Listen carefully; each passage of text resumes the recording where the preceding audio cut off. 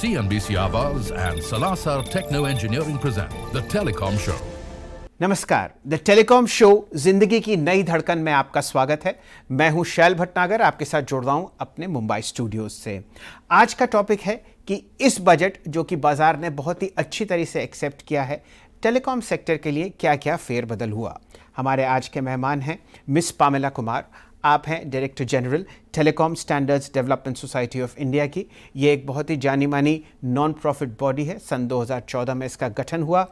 Operators, equipment makers, academia और बहुत सारे रिसर्च एंड डेवलपमेंट यूनिट्स को इस बॉडी में हिस्सा दिया जाता है और हमारे देश के टेलीकॉम के ग्लोबल और डोमेस्टिक स्टैंडर्ड्स आपको TSDSI डेवलप करती हुई दिख रही है। हमारे साथ श्री संदीप अग्रवाल साहब भी जुड़े हुए हैं। आप हैं मैनेजिंग डायरेक्टर पैरामाउंट कम्युनिकेशंस के।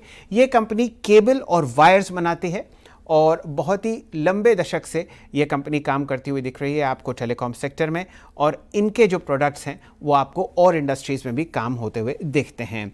हमारे तीसरे मेहमान हैं श्री शशांक अग्रवाल साहब। आप मैनेजिंग डायरेक्टर हैं सालासर टेक्नो इंजीनियरिंग के।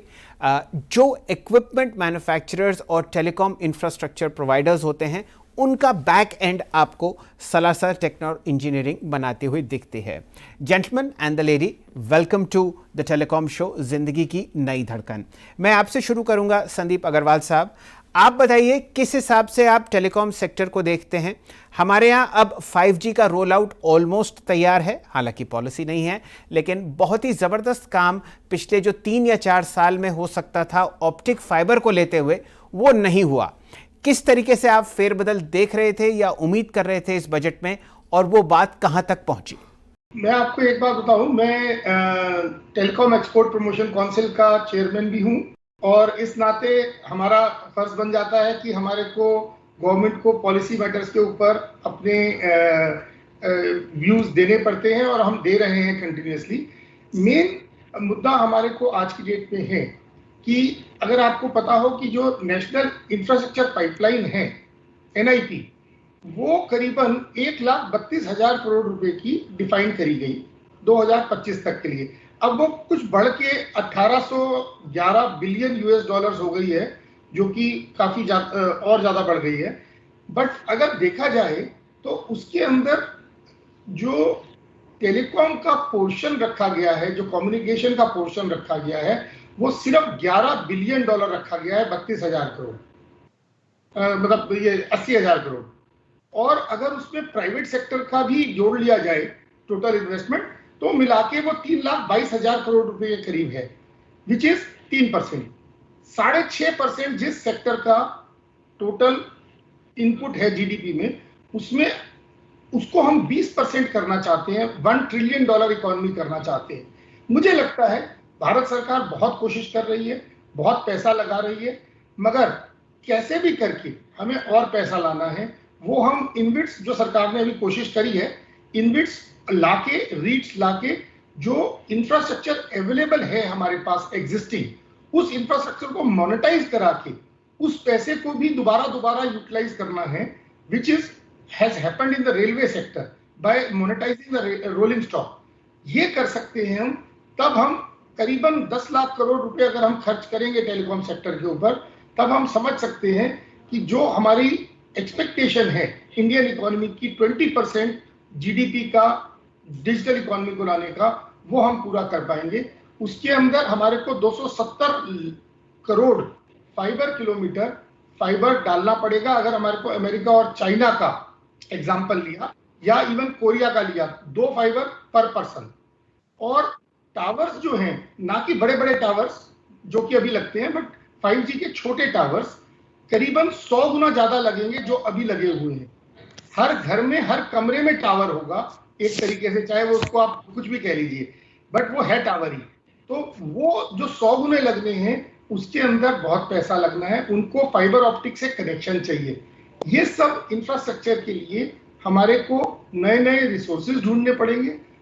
संदीप जी, आपने बिल्कुल सही फरमाया कि आगे आने वाले कुछ बजट्स में आप इसमें बहुत मूवमेंट देख सकते हैं।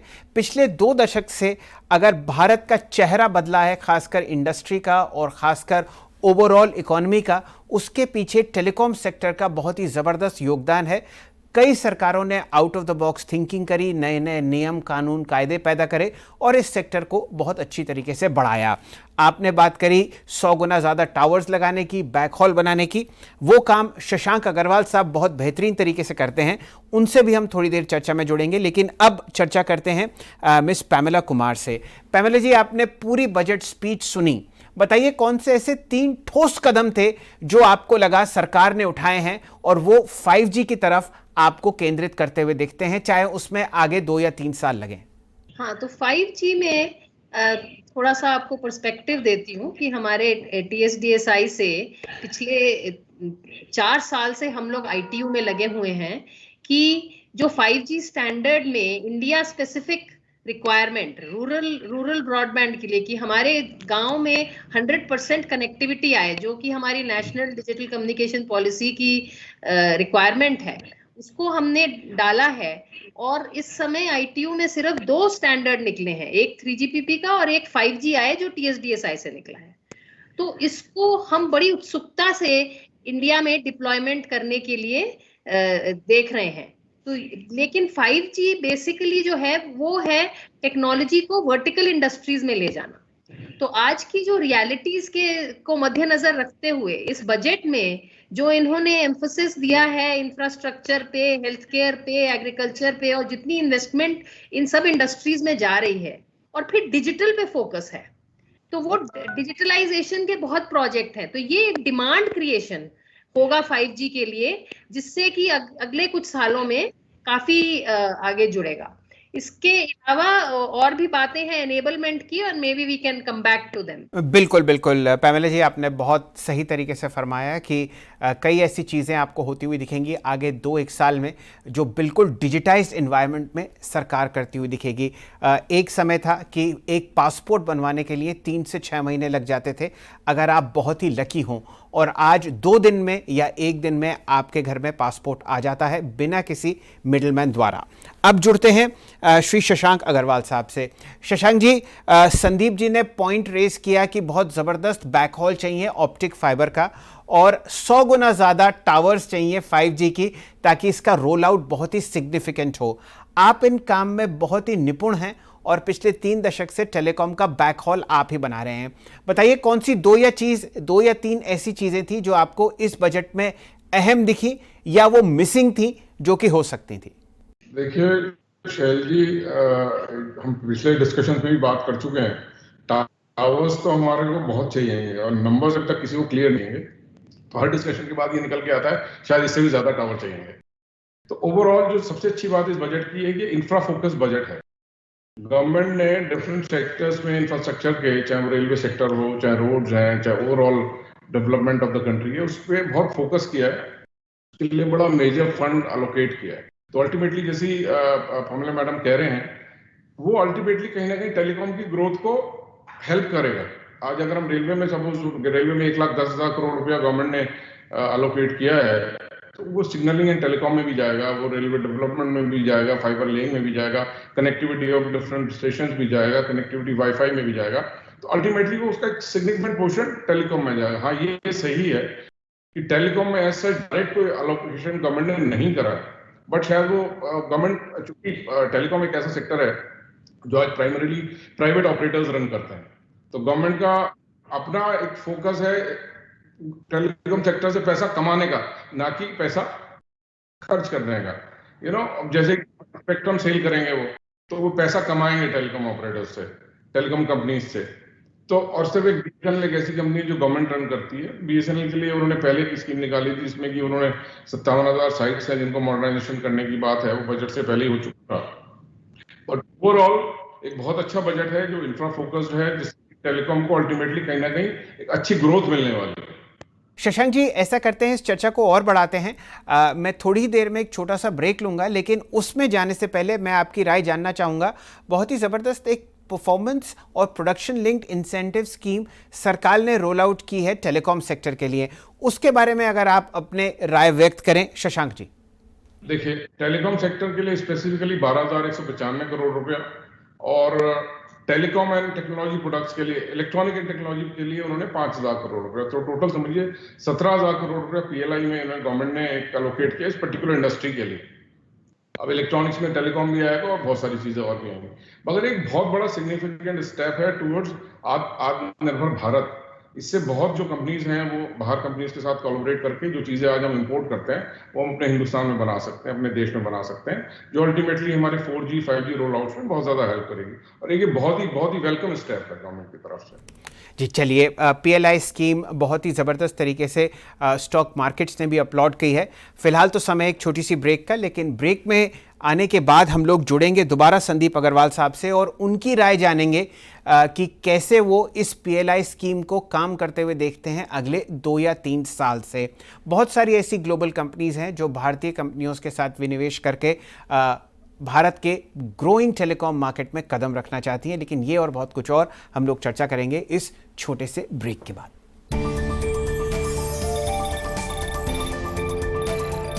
CNBC Awaaz and Salasar Techno Engineering present The Telecom Show.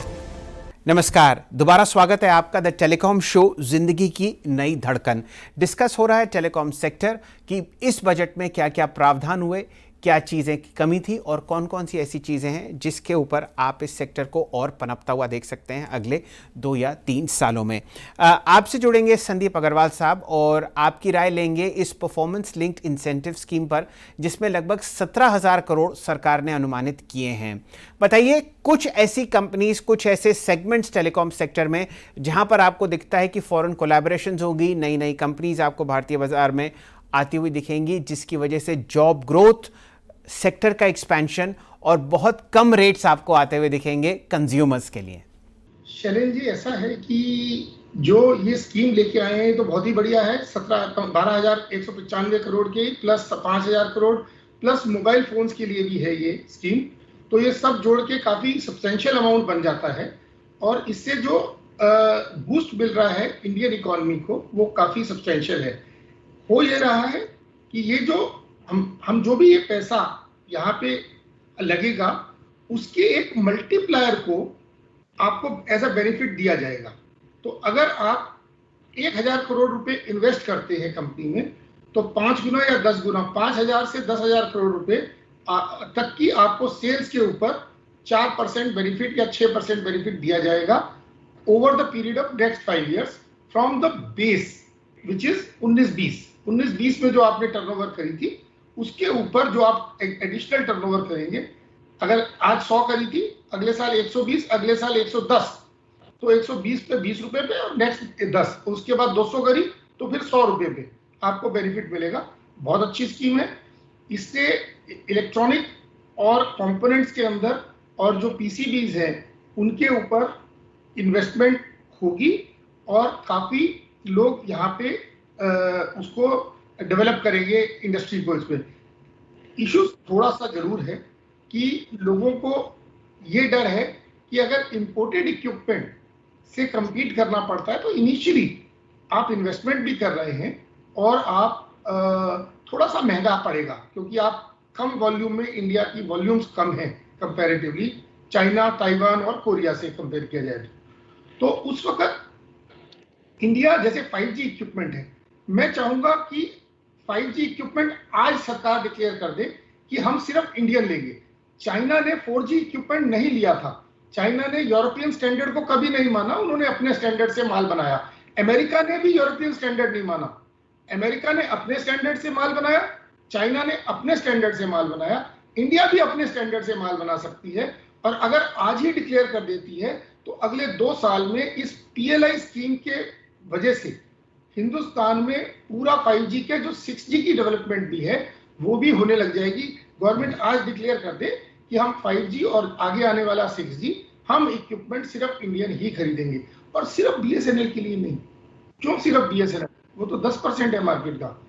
हमारे एग्रीमेंट्स में जो ऑपरेटर के एग्रीमेंट्स हैं उनमें लिखा हुआ है साफ साफ कि आप इंडियन इक्विपमेंट यूज करेंगे। चलिए, ये बात अगर हो जाती है तो इसके पीछे TSDSI का बहुत बड़ा हाथ होगा, क्योंकि आप सारे स्टैंडर्ड्स बनाती हैं पैमेला जी और आप ही सरकार को एडवाइस करती हैं कि भाई किस तरीके से कौन सा इक्विपमेंट कहाँ लगे और कितना प्रतिशत भारतीय हो, कितना प्रतिशत विदेशी हो।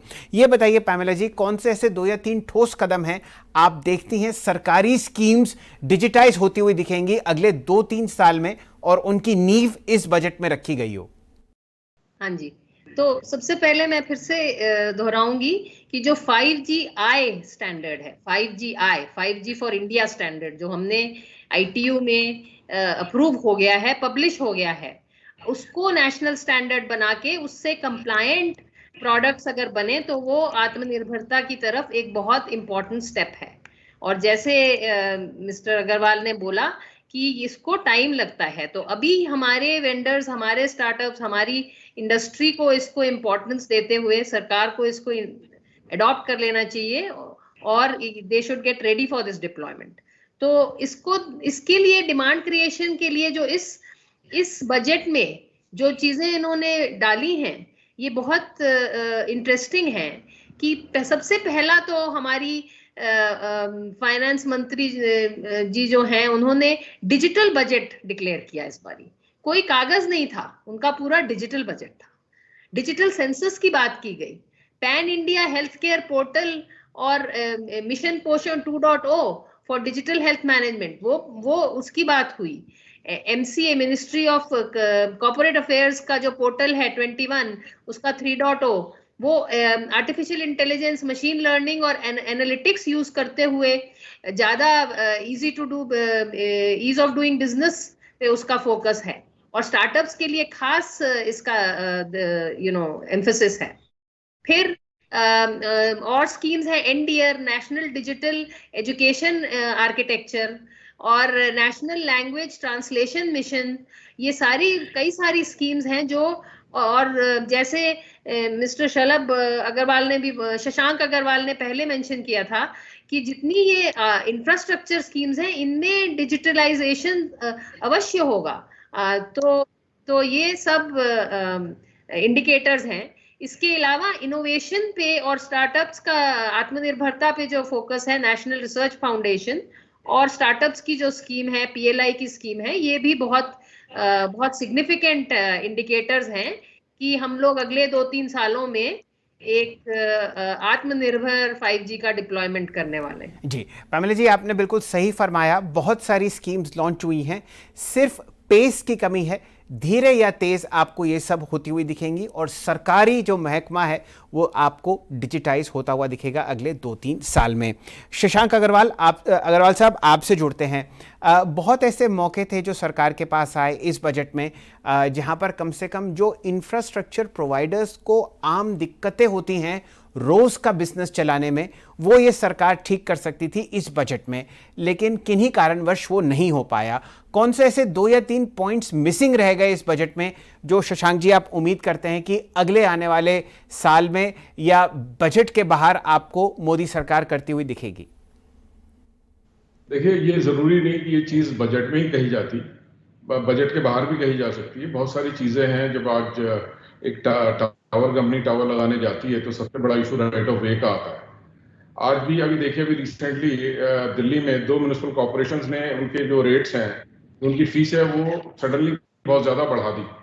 वो 10,000 से 50,000 कर दी और एडिशनल फीस भी लगा दी। और ये सडनली जो कॉस्ट है वो इनफैक्ट बहुत बड़ा हो गया टावर कंपनीज को।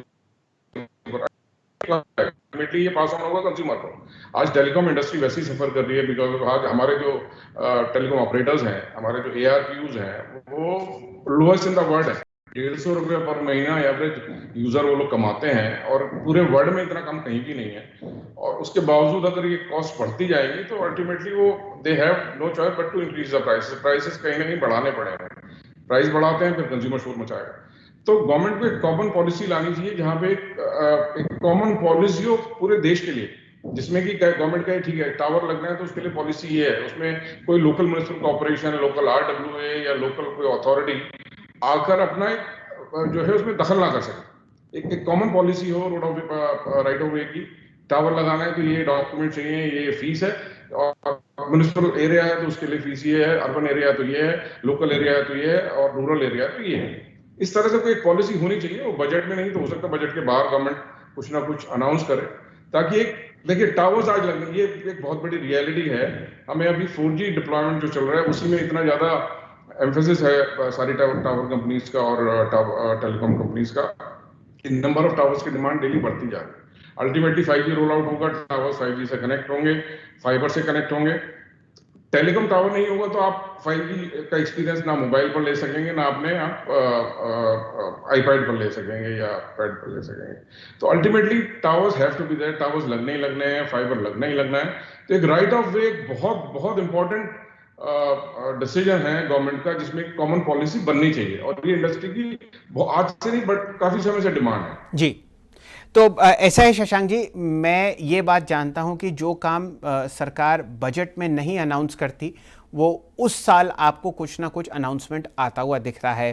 फ़िलहाल बहुत कमी सरकार के पास है फंड्स की, तो आप देखिए 5G पॉलिसी बहुत ठोस होती हुई दिखेगी अगले 6 महीने में, और जैसे ही वो पॉलिसी फ्रेमवर्क आपके सामने है तो रोल आउट्स, अग्रीमेंट्स, पैक्ट्स और आपको बहुत सारी चीज़ें होती हुई दिखेंगी। फॉरेन इन्वेस्टर्स आपको आते हुए दिखेंगे बाज़ार में, जो देशी कंपनियों के साथ विलय करके बहुत अच्छा इक्विपमेंट यहाँ पर बनाते हुए दिखेंगे। चलिए इस शो का यहीं समेटते हैं और ये उम्मीद करते हैं कि अगले आने वाले 1 आध साल में आप क्लैरिटी देखेंगे 5G पर, और इसके वजह से भारतीय टेलीकॉम बाज़ार जो है वो आपको और स्वस्थ और मजबूत और सस्ता होता हुआ दिखेगा कस्टमर के लिए।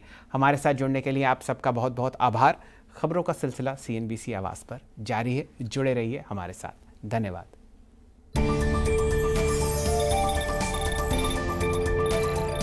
CNBC Awaaz and Salasar Techno Engineering present The Telecom Show.